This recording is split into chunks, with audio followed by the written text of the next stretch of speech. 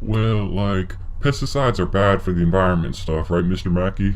What I'm talking about might save your life someday, okay? Okay, Mr. Mackey, okay. Okay. Okay? Okay. Okay. Okay. Well, let's start off by talking a little bit about the pesticide cycle. So first you take the pesticides, you put them on the crops, and they're absorbed by the crops. Then some bad things happen to the environment. They are leached below into the groundwater systems by rain or irrigation.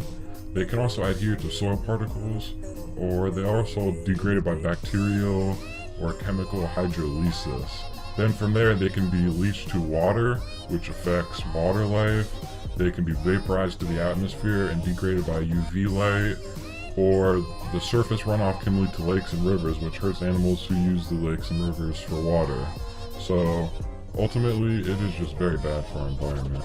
Farmers were surveyed on things that they didn't really like about pesticides, and some of the things they came up with are the fact that they're poisonous, dangerous, the crops need great care, potential for overdosing, and they're just ultimately very expensive. As you can see by this graph right here, many of the pesticides that are used are not so much approved for organic, except for the relatively non-toxic ones, but the ones that are toxic, the ones that are more toxic, are approved for not organic crops, which are the ones that poor people are buying, the ones that people who don't have enough money to buy organic or healthy things are buying.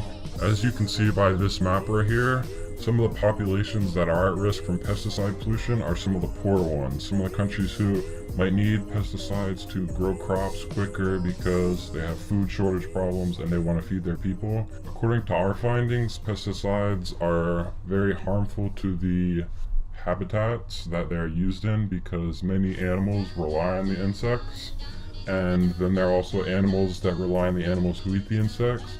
So if the insects are taken out of this habitat, all organisms will either indirectly or directly suffer, which will cause species to die out and populations to be forced to adapt, and it is just not good. Here's a picture of a young man holding a very huge bass, and you don't know, he could go home and cook up this bass, and you don't know what that bass has been eating. That bass could have been eating dead insects that were that people use pesticides on, which are toxic, like I said.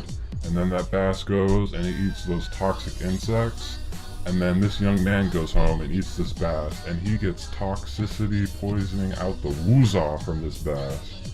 And you don't know what kind of health effects it will have on him. I mean, I know he already looks like he might have suffered from like poisoning or something like that, just by the way he looks. If there are any health officials out there watching this, I beg you, I plead with you, please, pretty please with extra sugar on top, put more regulations on pesticides. If not, do it for us, do it for the animals, and most of all, do it for the baby animals.